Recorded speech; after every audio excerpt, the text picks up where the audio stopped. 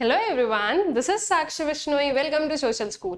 तो इस वीडियो में हम लोग जो हमारी क्लास 12th इकोनॉमिक्स है उसमें जो हमारी बुक है मैक्रो इकोनॉमिक्स, उसका जो लास्ट वाला चैप्टर है that is open economy macro economics, उसके फुल चैप्टर एक्सप्लेनेशन का पार्ट 1 देखने वाले हैं।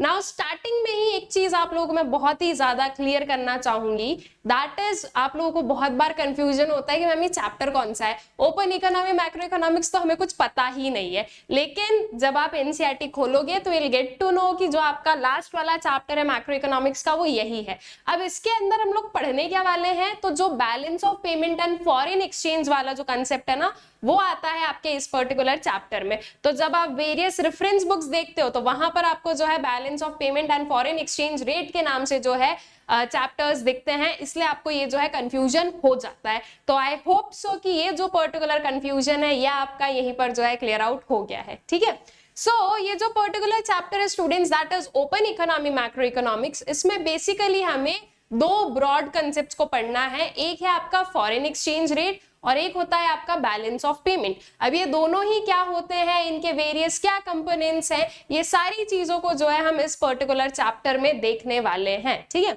सो चैप्टर स्टार्ट करने से पहले एक छोटा सा ओवरव्यू जिसमें बेसिकली हम लोग ये देख लेते हैं कि कौन कौन से टॉपिक्स जो है हम इसमें कवर करेंगे। सो सबसे पहले जो है हम फॉरेन एक्सचेंज वाला जो हमारा कंसेप्ट है उसको कंप्लीट करेंगे। सो मीनिंग देखेंगे कि फॉरेन एक्सचेंज रेट का मतलब क्या होता है, देन करेंसी डेप्रिसिएशन और करेंसी एप्रिसिएशन क्या होता है, types of foreign exchange rate क्या है, demand and supply of foreign exchange क्या है, डिटर्मिनेशन ऑफ एक्सचेंज रेट क्या है। ठीक है, then comes till here changes in exchange rate, foreign exchange market. इतना जो पोर्शन है ये हो जाता है आपके फॉरेन एक्सचेंज वाला जो कंसेप्ट है वो। अब जो बाकी के आपके पास में टॉपिक्स बचे हैं वो आपके जो है बैलेंस ऑफ पेमेंट के हैं। That is balance of payment का मतलब बैलेंस ऑफ ट्रेड क्या है, कंपोनेंट्स क्या है इसके, और इसमें जो डेफिसिट है वो क्या होता है। ठीक है, सो मेजरली जो है हमें ये टॉपिक्स को जो है पढ़ना है। अब देखो क्यों पढ़ना जरूरी है इस चैप्टर को, उसको समझते हैं, इसकी इंपॉर्टेंस को जानते हैं। तो आप लोगों ने नॉर्मली सुना है $1 is equals to 80 rupees, 82 rupees, 70 rupees, 75 rupees, right. इसी वे में आप दूसरे करेंसीज के जो है रिस्पेक्ट में भी किसकी वैल्यू देख सकते हो, रुपी की वैल्यू देख सकते हो। आप डॉलर की value in the sense of जो यूरो है देख सकते हो। तो ऐसे ही जो है सारी कंट्रीज की जो करेंसी है वो एक दूसरे से क्या है, एक दूसरे से इंटरलिंक्ड है या रिलेटेड है किसी वे में। अब ये कैसे डिटरमाइन किया जाता है कि $1 इज इक्वल्स टू 80 रुपीज होगा, या $1 इज इक्वल्स टू 83 होगा, या $1 इज इक्वल्स टू 70 होगा, ये कैसे डिटरमाइन होता है, और ये जो बार बार चेंजेस है ये कैसे होते हैं। ठीक है, तो बेसिकली इसी पर्टिकुलर चीज को जो है हम लोग इस चैप्टर में पढ़ने वाले हैं कि ये जो फॉरेन एक्सचेंज है, ठीक है, जो फॉरेन एक्सचेंज है वो कैसे होता है, ये रेट कैसे डिटरमाइन किया जाता है, जो आपकी वैल्यू है, आपकी करेंसी की वैल्यू है वो अप एंड डाउन कैसे जाती है, उसे क्या कहते हैं, ये सारी चीजों को हम लोग इस चैप्टर में देखेंगे। प्लस हम लोग क्या देखेंगे, जो आपके एक्सपोर्ट्स एंड इंपोर्ट्स होते हैं, राइट। वी नो कि हम जो है वेरियस गुड्स को एक्सपोर्ट कर रहे हैं, हम इंपोर्ट कर रहे हैं, और एक्सपोर्ट और इंपोर्ट की बेसिस पर कई बार आप लोगों ने न्यूज सुनी होगी कि इस क्वार्टर में इंपोर्ट इतना रहा, लास्ट क्वार्टर के जो है कंपैरिजन में इतना ज्यादा, एक्सपोर्ट्स हमारे इतने कम चल रहे हैं। तो ये जो एक्सपोर्ट इंपोर्ट वाली चीजें हैं इनसे रिलेटेड जो वेरियस एस्पेक्ट्स है वो हम लोग जो है अपने बैलेंस ऑफ पेमेंट में देखेंगे। ऑल राइट, तो चलिए स्टार्ट करते हैं अपने फॉरेन एक्सचेंज रेट से। ये हमारा पार्ट 1 है, तो दैट मींस पूरा चैप्टर तो हम लोग इसमें कंप्लीट नहीं करेंगे, लेकिन फॉरेन एक्सचेंज से रिलेटेड बहुत सारे जो मेजर चीजें हैं वो इस पर्टिकुलर टॉपिक में और वी कैन से इस पर्टिकुलर वीडियो में कंप्लीट कर लेंगे हम लोग। ठीक है, so starting with foreign exchange rate. अब बेसिकली क्या होता है फॉरेन एक्सचेंज रेट, तो बस वही चीज जो अभी हम लोगों ने बोली, $1 इज इक्वल्स टू 80 रुपीज, ये मान लो ये रेट चल रहा है, तो ये क्या है, this is foreign exchange rate. That means जो आपकी कंट्री की करेंसी है वो किसी दूसरी कंट्री के रिस्पेक्ट में आप कितने जो है आपका कितनी विवुड से यूनिट्स में आप उसे एक्सचेंज कर सकते हो, that is basically foreign exchange rate. ठीक है, so foreign exchange rate refers to the rate at which one unit of domestic currency is exchanged with the number of units of currency of another country। ठीक है, एक unit जो है वो exchange हो रही है with how many numbers of units of the another country's currency। This is basically foreign exchange rate, ठीक है। So the price of one currency in terms of other currency is known as foreign exchange rate और exchange rate. जो price है वो हो जाएगा। अब I would just suggest one thing कि आगे हम लोग इसमें जो भी चीजें पढ़ेंगे ना, जैसे कि मैं आपको बोल रही हूं कि $1 जो है वो मान लेते हैं 82 रुपीज का है, ठीक है। ये पर्टिकुलर चीज मैं आप लोगों को बता रही हूँ। तो अब ना इसको डॉलर ना समझ के आप क्या समझो कि ये एक कमोडिटी है। जब आप कमोडिटी के बेसिस पर समझोगे ना तो चीजें आपको बहुत ज्यादा अच्छे से क्लियर हो जाएगी। ये जो डॉलर है ना उसको कमोडिटी समझो। कितने डॉलर है? $1 है। तो दैट मीन्स कितने यूनिट्स ऑफ कमोडिटी है? 1 यूनिट की हम लोग बात कर रहे हैं, ठीक है। अगर मैं यहाँ पर बोलूं $5 तो दैट मीन्स कि हम कितने यूनिट्स ऑफ कमोडिटी की बात कर रहे हैं? 5 यूनिट्स की, ठीक है। तो डॉलर इज अ कमोडिटी और जितने भी डॉलर्स हैं उसके हिसाब से जो है उसको आपको क्या बताना है कि वो उतने यूनिट्स के हैं। तो अगर मैं ये पर्टिकुलर रेट बोल रही हूँ, ठीक है, कि ये हमारा जो है एक्सचेंज रेट चल रहा है, तो इसका मतलब हमें क्या समझ में आया कि अगर हमें इस पर्टिकुलर गुड को, इस पर्टिकुलर कमोडिटी को खरीदना है तो उसकी जो 1 यूनिट है दैट इज इक्वल टू ₹82, ठीक है। उसका कॉस्ट कितना है? 82 रुपीज का है, ठीक है। तो इस वे से जब आप चीजों को पढ़ोगे, आपके फॉरेन एक्सचेंज रेट को, फॉरेन एक्सचेंज मार्केट को पढ़ोगे तो आपको बहुत ही जो है ना क्लियरली सारी चीजें जो है समझ में आते जाएगी। So example, 60 rupees are to be paid to buy $1. Then exchange rate is $1 is equals to ₹60 written as rupee per dollar exchange rate, ठीक है। तो इस वे से जो है हम इसे लिखते हैं। देन क्या क्या टाइप्स ऑफ एक्सचेंज रेट है कि आप जो है ये जो एक्सचेंज रेट देखते हो ये वेरियस किन किन टाइप्स के होते हैं। So there are majorly 3 types, that is fixed exchange rate, flexible exchange rate and manage floating exchange rate. अब देखो बहुत ही सिंपल चीज, अगर हमें किसी भी कमोडिटी का प्राइस डिटरमाइन करना होता है तो हमें क्या चाहिए? उसकी डिमांड चाहिए, उसकी सप्लाई चाहिए। इक्विलिब्रियम वाला कंसेप्ट आई होप सो आप लोगों को याद है, क्लास 11th में आप लोगों ने बहुत अच्छे से पढ़ा था। इवन जो है आपका determination of income and employment में भी आप लोगों ने जो है इसे देखा है। अदरवाइज मार्केट इक्विलिब्रियम वाला कंसेप्ट भी आप लोग जो है आपकी माइक्रो इकोनॉमिक्स में पढ़ चुके ऑलरेडी। तो उसमें हम लोग प्राइस को कैसे डिटरमाइन करते हैं? We have demand for the commodity, ठीक है, उसकी सप्लाई होती है और ये दोनों जहां पर मीट करते हैं उस पर जो भी प्रिवेलिंग प्राइस होता है वो आपका प्राइस हो जाता है for that particular commodity, right. इसी वजह से जो आप क्या करते हो, किसी भी चीज के प्राइस को निकालते हो। तो ये जो फॉरेन एक्सचेंज रेट है ना, ये भी एक काइंड से क्या है? ये भी एक काइंड से आपका प्राइस ही है, प्राइस ऑफ करेंसी हो जाता है यहाँ पे, बस इतनी सी जो है डिफरेंस है। तो आपका जो एक्सचेंज रेट है वो डिटरमाइन किया जाता है डिमांड एंड सप्लाई के बेसिस पर ही, ठीक है। सो उसके 3 है जो है आपके पास में सिस्टम्स है और वी कैन से टाइप्स होते हैं। First one is fixed exchange rate, जो कि बेसिकली आपको बताएगा कि इस पर्टिकुलर सिस्टम में जो है एक्सचेंज रेट कैसे डिटरमाइन करते थे। देन आता है फ्लेक्सिबल एंड देन आता है मैनेज फ्लोटिंग, ठीक है। तो 1 बाय 1 जो है हम इन तीनों को ही स्टडी कर लेते हैं कि इनमें क्या पर्टिकुलर चीजें थी। सबसे पहले आता है फिक्स्ड एक्सचेंज रेट। अब इसका नाम क्या बता रहा है कि यहाँ पर एक्सचेंज रेट फिक्स्ड है, ऑलराइट। अब सिंपल सा ये समझो कि क्या किसी भी कमोडिटी की डिमांड फिक्स्ड होती है या किसी भी कमोडिटी की सप्लाई फिक्स्ड होती है? क्या ओवर अ टाइम आप लोग देखोगे कि चेंजेस होते हैं, राइट। मान लो हम अभी किसी पर्टिकुलर कमोडिटी की जो है 2 यूनिट्स को डिमांड कर रहे हैं, लेकिन जरूरी तो नहीं है कि हम थ्रू आउट जो है इसको 2 यूनिट ही जो है डिमांड करते रहे। हमारी जो डिमांड है दैट कैन चेंज, तो अकॉर्डिंगली जो है आपकी डिमांड भी चेंज हो सकती है, आपका सप्लाई भी चेंज हो सकता है। तो अगर हम वो डिमांड एंड सप्लाई वाले सिनेरियो से देखें तो आपका जो प्राइस है वो भी चेंज होगा with change in demand and supply. लेकिन हमारे पास में कंसेप्ट क्या है? फिक्स्ड का, that is fixed exchange rate system। अब fixed exchange rate system basically आपको क्या बता रहा है कि आपका जो एक्सचेंज रेट है वो फिक्स्ड है, उसमें कोई भी चेंजेस नहीं होंगे। अब ये कैसे हो सकता है? बहुत ही सिंपल सी चीज है, जहां पर कोई ऑफिशियल्स इन्वॉल्व हो जाए, जहां पर गवर्नमेंट इन्वॉल्व हो जाए, वहां पर जो है ये सारी चीजें पॉसिबल हो सकती है कि जो प्राइसेस एंड ऑल है उसको क्या कर दिया? फिक्स कर दिया, that this will not change, ठीक है। तो अब इसमें क्या पर्टिकुलर मेथड यूज किया जाता था उसे समझते हैं। देखो आज की डेट में जो है ना फिक्स्ड एक्सचेंज रेट जो है वो कहीं पर भी जो है आप लोग नहीं देखोगे कि अप्लाई किया जाता हो। अब जो है इस पर्टिकुलर एक्सचेंज रेट से हम लोग शिफ्ट हो चुके हैं, लेकिन स्टिल जो है उसको हमें पढ़ना पड़ेगा, वो कंसेप्ट है तो हमें पता तो होना चाहिए। So exchange rate is determined by the central bank of the country and the changes can be made by the central bank only, ठीक है। तो ये क्या है, ऐसा एक्सचेंज रेट जो कि सेंट्रल बैंक डिटरमाइन करती है। ऑल्सो जो चेंजेस है वो भी सिर्फ और सिर्फ सेंट्रल बैंक ही कर सकती है, ठीक है। कोई भी जो है ना आम आदमी जैसे हम बोल सकते हैं वो कोई भी चेंजेस नहीं कर सकता है इनमें। So there are two methods to determine exchange rate under the system। इसके अंदर दो जो है मेथड्स हैं।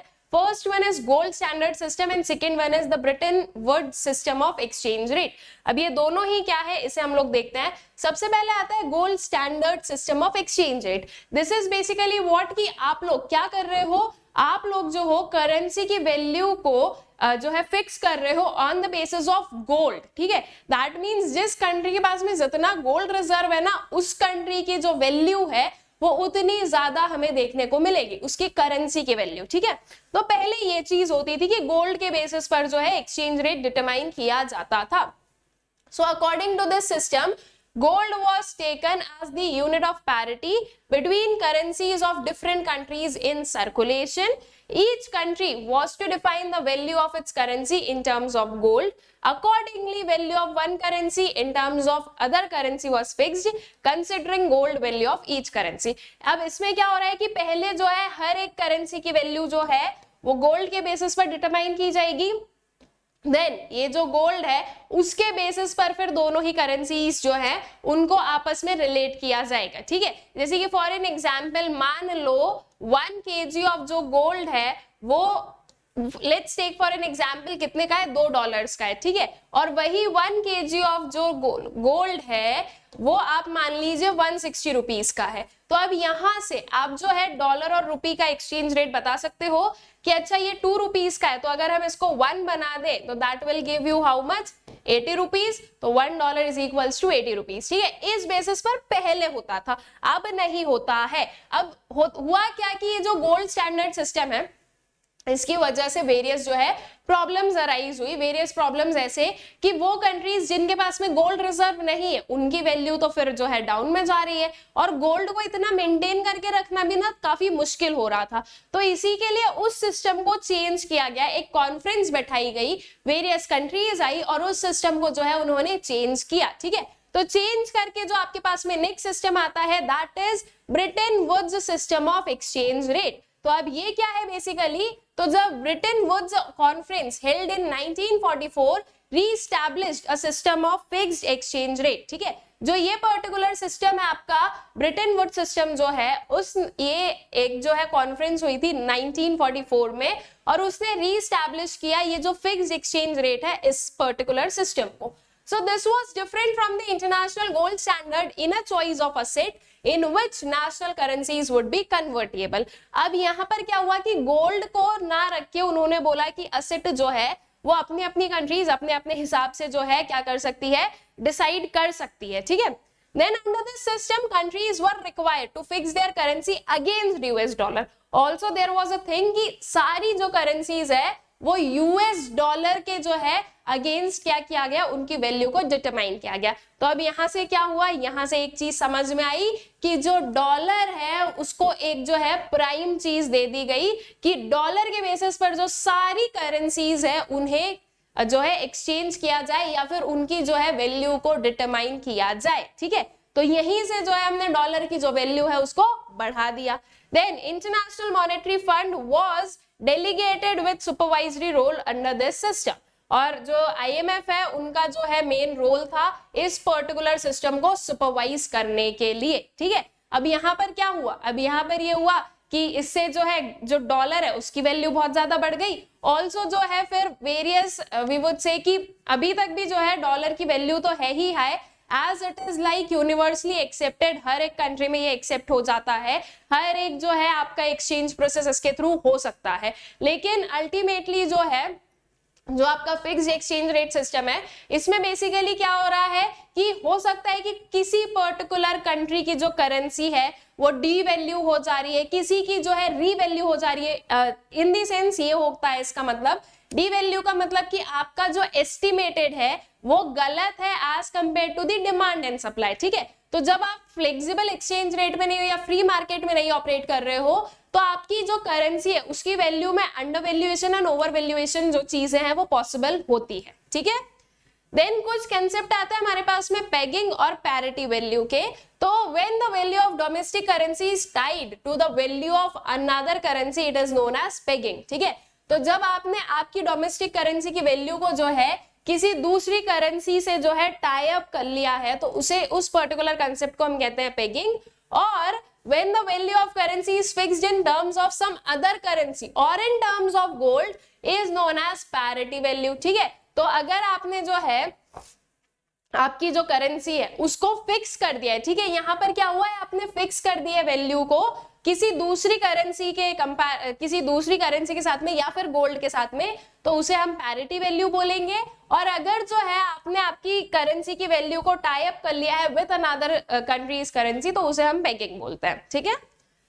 Now what are the merits and demerits of fixed exchange rate system? तो merits पर आए अगर हम लोग तो it ensures stability in exchange system, बहुत ही क्लियर है कि हाँ जो है यहाँ पर स्टेबिलिटी मेंटेन रहेगी। स्टेबिलिटी इन द सेंस इसलिए मेंटेन रहेगी क्योंकि डिमांड एंड सप्लाई का कोई रोल ही नहीं है यहाँ पर, ठीक है। तो इसीलिए जो है स्टेबिलिटी जो है वो मेंटेन हो सकती है क्योंकि यहाँ पर जो सेंट्रल बैंक है वही चेंज करेगी। और ऐसा नहीं है कि वो जो है ना हर दिन जो अपना एक्सचेंज रेट है उसको चेंज करते होंगे, वो बहुत ही जो है ना बहुत लंबे लंबे टाइम तक आपका जो एक्सचेंज रेट है वो फिक्स रहता था।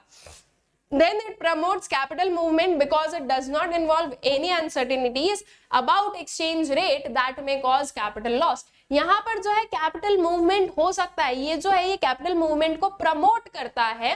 दैट मीन्स जो है आपके जो various kind of investments and all है, ठीक है, इस वे से तो ये जो है ये कैपिटल मूवमेंट को प्रमोट करता है क्योंकि यहाँ पर एक चीज श्योरिटी है कि कैपिटल लॉस नहीं होगा। एकदम से जो है कोई भी वैल्यू जो है या जो एक्सचेंज रेट है वो बहुत ज्यादा चेंज नहीं हो सकता है, तो यहाँ पर वो एक पर्टिकुलर श्योरिटी थी। तो इसके लिए जो है कैपिटल मूवमेंट जो है वो पॉसिबल थे। कैपिटल आउटफ्लो जो है उसको प्रिवेंट करता है, ठीक है, कि बाहर भी जो है इतना हमें जो है मतलब कि आपकी कंट्री से जो है बाहर हमें इतना जाने की जरूरत नहीं है बिकॉज अल्टीमेटली वी नो कि हम जो है बहुत ज्यादा प्रॉफिट एंड लॉस तो अर्न कर नहीं सकते इसमें, ठीक है, मेजरली प्रॉफिट। तो इसीलिए जो है कैपिटल आउटफ्लो जो है वो भी इससे प्रिवेंट होता था। स्टॉप स्पेक्यूलेशन, स्पेक्यूलेशन का मतलब क्या होता है, इसका मतलब होता है कि आप लोग जो हो चीजों को अभी से एनालाइज कर रहे हो और जो है उसमें लाइक आपके रिजल्ट्स या आपके कंक्लूजन्स दे रहे हो कि इन फ्यूचर जो है ये चेंजेस हो सकते हैं, इन फ्यूचर जो है प्राइसेस इंक्रीज हो सकता है, प्राइसेस डिक्रीज हो सकता है, तो ये चीज फिक्स्ड एक्सचेंज रेट में पॉसिबल ही नहीं है। तो इसीलिए जो है यहाँ पर हम जो है स्पेक्यूलेशन वाली चीजें नहीं देखते। और स्पेक्यूलेशन के साथ साथ में जो एकदम से डिमांड और एकदम से सप्लाई का जो चेंज होता है वो हमें यहाँ पर देखने को नहीं मिलता है। Then it helps the government to check inflation. Government जो है वो प्रॉपरली इन्फ्लेशन को जो है चेक कर सकती है। रीजन भी कि यहाँ पर जो सारी चीजें वो गवर्नमेंट के थ्रू हो रही है, ठीक है, फालतू में जो है किसी भी डिमांड एंड सप्लाई की वजह से जो है प्राइसेस में बहुत ज्यादा चेंजेस नहीं होगा। अगर आप सिंपली डिमांड एंड सप्लाई पर सारी चीजें छोड़ते हो तो उसकी वजह से जो है वेरियस चीजें हो सकती है, उसकी वजह से इन्फ्लेशन एंड ऑल आ सकता है। स्पेक्युलेटिव एक्टिविटीज को जो है अंडरटेक करके जो वेरियस इन्वेस्टर्स है वो अपनी डिमांड को रोक सकते हैं, वो एकदम से बढ़ा सकते हैं, तो उसकी वजह से प्राइसेस में फ्लक्चुएशंस भी काफी आ सकते हैं, ठीक है। तो ये जो है ये आपका क्या करता है, हेल्प करता है गवर्नमेंट को कि वो इन्फ्लेशन को जो है कंट्रोल में रख सके, ठीक है।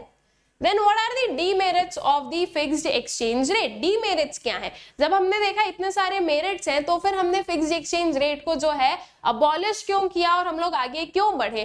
तो ऑब्वियसली उसके पास में क्या है, उसके पास में कुछ ना कुछ डीमेरिट्स है। तो what are the demerits? So it requires high reserves of gold. यहाँ पर क्या चाहिए आपको, हाई रिजर्व ऑफ गोल्ड चाहिए और उतना गोल्ड मेंटेन करके रखना जो है वो पॉसिबल नहीं होता है, ठीक है। So huge gold reserve hinders movement of capital or foreign exchange. Then it discourages the objective of having free market. ये discourage कर रहा है आपका जो free market का objective है उसे, क्योंकि यहाँ पर जो है चीजें freely नहीं हो रही है, यहाँ पर जो है सारी चीजें हो रही है सेंट्रल बैंक के हिसाब से, ठीक है। Then it may result in undervaluation or overvaluation of currency. ये जो है इसकी वजह से under valuation and over valuation हो सकता है। जो कि मैंने आपको स्टार्टिंग में ही बताया कि जो है हो सकता है कि आपकी करेंसी की जो वैल्यू है वो जितनी होनी चाहिए उससे कम बताई जा रही हो या जितनी होनी चाहिए उससे ज्यादा हो रही हो। तो this is basically under valuation and over valuation. तो अंडर ओवर वैल्यूएशन का मतलब क्या होता है? तो it is a situation in which the exchange rate of the currency exceeds what the open market is willing to pay। ठीक है, over valuation is basically कि आपका जो एक्सचेंज रेट है वो एक्सीड कर रहा है किससे? जो आपका मार्केट पे करना चाहता है उस पर्टिकुलर अमाउंट से। ठीक है, तो अगर उससे ज्यादा जा रहा है आपका एक्सचेंज रेट तो that is over valuation of currency. Under valuation क्या होगा कि मार्केट जितना पे करना चाह रहा है उससे कम जो है आपका एक्सचेंज रेट जा रहा है। So it is a situation in which the value of currency is lower than what is expected in the exchange market। ठीक है, then it may not be the market equilibrium।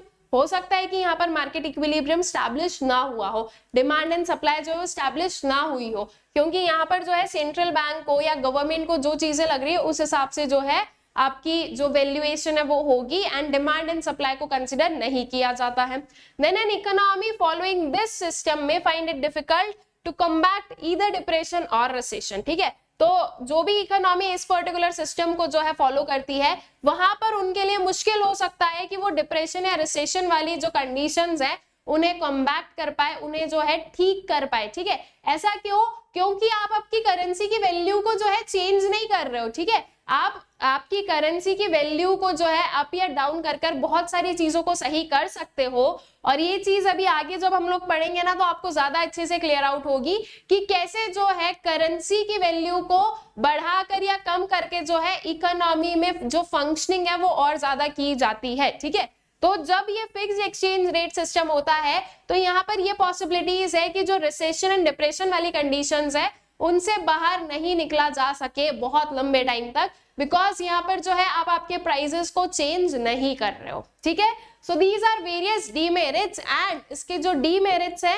वो इसके merit से भी ज्यादा हो रहे हैं, तो इसीलिए जो है फिक्स्ड एक्सचेंज रेट सिस्टम को अबॉलिश किया गया एंड दूसरा एक्सचेंज रेट सिस्टम जो है वो हम लोगों ने फॉलो किया, and that was not at all flexible exchange rate system. इसको हमें सिर्फ पढ़ना है, बाकी इंडिया में कौन सा फॉलो किया गया है आफ्टर दैट उस चीज पर भी हम लोग आ जाएंगे। ठीक है, नाउ फ्लेक्सिबल, फ्लेक्सिबल का मतलब व्हिच कैन चेंज, ऑलराइट, उसे हम फ्लेक्सिबल बोलेंगे। तो basically flexible exchange rate system जो होता है ना, यहाँ पर आपकी जो गवर्नमेंट या सेंट्रल बैंक है वो बिल्कुल भी इंटरवीन नहीं करेगी, यहाँ पर सिंपली जो डिमांड एंड सप्लाई है उनका गेम रहेगा। जैसे कि आप लोगों ने पढ़ा है capitalist economy, socialist economy and mixed economy, तो सेम वे में आप लोग यहाँ पर देखोगे कि जो आपका फिक्स्ड एक्सचेंज रेट सिस्टम था दिस वाज सोशलिस्ट। ठीक है, सोशलिस्ट इन द सेंस कि यहाँ पर पूरा जो है गवर्नमेंट का कंट्रोल है। ठीक है, सेंट्रल बैंक का कंट्रोल है, जो प्राइवेट सेक्टर है उसका कोई भी जो है लेना देना या उनका जो है कोई भी से नहीं होता है। ठीक है, फिर जब हम लोग बात करते हैं फ्लेक्सिबल एक्सचेंज रेट सिस्टम की, तो flexible exchange rate system basically क्या होगा आपका कैपिटलिस्ट। कैपिटलिस्ट मतलब कि पूरा जो है आपके मार्केट के बेसिस पर चलने वाला, उसे हम क्या कहते हैं? उसे हम कहते हैं कैपिटलिस्ट। तो इसमें जो है आपकी गवर्नमेंट या फिर कोई भी ऑफिशियल्स जो है वो बिल्कुल भी इंटरवीन नहीं करते हैं, और यहाँ पर जो एक्सचेंज रेट है वो डिटरमाइन किया जाता है solely on the basis of demand and supply. ठीक है, जहां पर डिमांड एंड सप्लाई मीट करेंगे वहां पर एक्सचेंज रेट जो है वो डिटरमाइन हो जाएगा। ठीक है, so it is that rate which is determined by the demand and the supply of different currencies in the foreign exchange market। Demand क्यों करते हैं हम फॉरेन करेंसी की, सप्लाई क्यों करते हैं, इस चीज को या इस पर्टिकुलर जो है ना टॉपिक को हम लोग आगे अपने इस चैप्टर में पढ़ने वाले हैं। तो अगर ये डाउट आए भी कि क्यों डिमांड करना है, क्यों सप्लाई करना है, तो थोड़े टाइम के लिए रुक जाओ, आगे जो है हम लोग उसे पढ़ेंगे। So the value of currency is allowed to fluctuate freely according to the changes in demand and supply of foreign exchange. There is no official, that is government intervention in the foreign exchange market.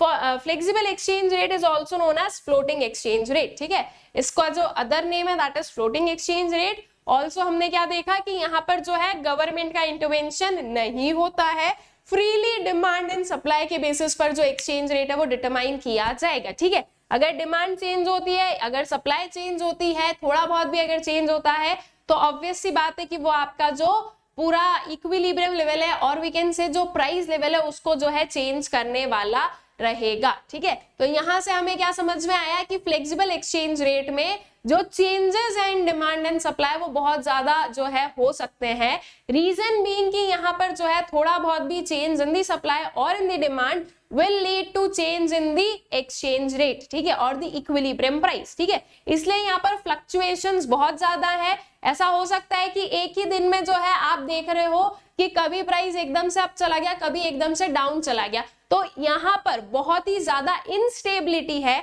इसीलिए जो flexible exchange rate system है उसको follow नहीं किया जाता है। ठीक है, बट स्टिल हमें इसके मेरिट्स एंड डीमेरिट्स पता होना चाहिए। तो let's start with the merits. ये देख लेते हैं कि फ्लेक्सिबल एक्सचेंज रेट जो है उसके वेरियस मेरिट्स क्या क्या होते हैं। So there is no need for the government to hold any reserve। यहाँ पर गवर्नमेंट को कोई रिजर्व मेंटेन करने की जरूरत नहीं है, जो कि फिक्स्ड एक्सचेंज रेट में करना पड़ रहा था। Then it eliminates the problems of undervaluation and overvaluation of currency। ठीक है, ये क्या करता है, ये एलिमिनेट करता है जो अंडरवैल्यूएशन और ओवरवैल्यूएशन की प्रॉब्लम्स है उन्हें। यहाँ पर जो आपका मार्केट जो प्राइस देना चाहता है, जिस प्राइस पर एक्सचेंज करना चाहता है, वही प्राइस जो है डिटरमाइन होता है। ठीक है, यहाँ पर ऐसा कुछ नहीं है कि मार्केट जो है वो दूसरा प्राइस पर जो है एग्री कर रहा है और आप दूसरा प्राइस रख रहे हो, वो वाला केस नहीं होगा। यहाँ पर कोई भी काइंड ऑफ जो है ओवर वैल्यूएशन या फिर जो है अंडर वैल्यूएशन वाली चीज हमें देखने को नहीं मिलेगी। It promotes venture capital in the form of foreign exchange. यहाँ पर जो है फॉरेन एक्सचेंज के जो है कंडीशन में और उसके जो है रूप में हम लोग जो है वेंचर कैपिटल को देख सकते हैं। ठीक है, and it enhances efficiency in resource allocation. जो रिसोर्स एलोकेशन है वो अच्छा होगा, वो अच्छा ऐसे होगा कि जैसे भी आपका रेट चलेगा उस बेसिस पर जो है प्रॉपर मैनर में जो है रिसोर्स जो है वो एलोकेट हो सकता है, जहां पर जो रिसोर्सेज है वो प्रॉपर्ली यूटिलाइज हो सकता है, वेस्टेज वाली कंडीशन कम रहेगी, ऑल्सो जो है जो अनयूटिलाइज्ड वाली कंडीशन है वो भी कम रहेगी। ठीक है, then what are the demerits of flexible exchange rate system? तो it creates a situation of market instability। ठीक है, ये कौन सी सिचुएशन क्रिएट करता है, मार्केट इंस्टेबिलिटी का। बहुत जल्दी जो है फ्लक्चुएशंस हो सकते हैं in the exchange rate. Then international trade and investment is discouraged due to uncertainty caused by currency fluctuations। ठीक है, जो इंटरनेशनल ट्रेड और इन्वेस्टमेंट है वो डिस्करेज होता है। क्यों डिस्करेज होता है, क्योंकि अनसर्टेनिटीज बहुत ज्यादा है कि चेंजेस जो है वो बहुत ही फ्रिक्वेंटली जो है हो सकते हैं। ठीक है, देन इट एनकरेजेस स्पेक्यूलेशन। ये भी क्या है, इसका डीमेरिट है। स्पेक्यूलेशन बहुत ज्यादा एनकरेज किया जा सकता है। हो सकता है जो सारे जो लोग सारे डिमांड कर रहे हैं वो एकदम से अपनी डिमांड को रोक दे या फिर एकदम से बहुत ज्यादा डिमांड करने लगे, तो इससे जो है ना जो आपका एक्सचेंज प्राइस है वो बहुत ज्यादा चेंज किया जा सकता है, इन्फ्लुएंस हो सकता है। ऑल्सो स्पेक्यूलेटिव एक्टिविटीज हो सकती है कि इन फ्यूचर अगर लग रहा है कि नहीं प्राइसेस बढ़ेंगे तो अभी जो है सब लोग अपनी डिमांड को रोक दे या फिर अपनी सप्लाई को रोक दे। ठीक है, कि जो है फ्यूचर में क्या करेंगे, हम प्रॉफिट जो है वो अर्न करेंगे। तो इस बेसिस से जो है इसके ये वेरियस डीमेरिट्स बनते हैं। अब देखो, कंप्लीटली मार्केट के ऊपर सब कुछ छोड़ देना वैसे भी सही नहीं होता है। फिर जो है जो इकोनॉमी है उसमें बहुत ही ज्यादा जो है ना हाईली इंस्टेबिलिटी जो है ना वो यहाँ पर आ जाती है। इसलिए हमारी कंट्री में तो ये चीज है भी नहीं। दैट मीन्स कंप्लीटली जो है फ्लेक्सिबल एक्सचेंज रेट सिस्टम नहीं जो है अप्लाई किया जाता है, because of these various reasons जो कि हमने इसके जो है डीमेरिट्स में देखे। ठीक है, और उसका जो है ना लॉस बहुत ज्यादा हो सकता है अगर उन चीजों पर ध्यान ना दिया जाए तो। इसीलिए गवर्नमेंट ने और सेंट्रल बैंक ने प्रॉपर एक एक्सचेंज रेट चूज किया, that is manage floating exchange rate, जिसमें बेसिकली जो मार्केट है उसको लिबर्टी है कि वो अपने बेसिस पर जो है रेट्स को डिटरमाइन करे। लेकिन जहां पर एक्सेस जो है ना फ्लक्चुएशंस हुए वहां पर सेंट्रल बैंक इंटरवीन करती है और इन फ्लक्चुएशंस को कंट्रोल करती है और जो प्राइजेस हैं उन्हें एक जो है आपके प्रॉपर एक जो डिजायर्ड लेवल है उसमें रखती है। ठीक है, so this is basically manage floating. अब इसे आप कौन सी आपकी इकोनॉमिक पैटर्न से मैच कर लोगे, जो मिक्स्ड इकोनॉमिक सिस्टम है उससे, है ना। मिक्स्ड इकोनॉमिक सिस्टम में यही होता है, प्राइवेट भी है और जो है आपका पब्लिक सेक्टर भी है। तो सेम मैनेज फ्लोटिंग में आपके पास में प्राइवेट भी है, दैट मींस जो मार्केट है वो अपने जो है अपने हिसाब से डिमांड एंड सप्लाई के हिसाब से प्राइसेस को डिटरमाइन कर रहा है। प्लस जो आपकी सेंट्रल बैंक है जब जहां पर जरूरत लगती है वो इंटरवीन करती है और मार्केट को जो है स्टेबल बनाकर रखती है, ठीक है। So it is a mixture of flexible exchange rate system, the float part, and the fixed exchange rate system, the manage part, ठीक है। ये फ्लोट वाला जो है दिस इज फ्लेक्सिबल का, एंड मैनेज कौन मैनेज करेगा, सेंट्रल बैंक मैनेज करेगी, तो वो आपका जो है फिक्स्ड एक्सचेंज रेट का पार्ट हो जाता है। Wherein exchange rate is determined in the foreign exchange market freely by the market forces of demand and supply, ठीक है।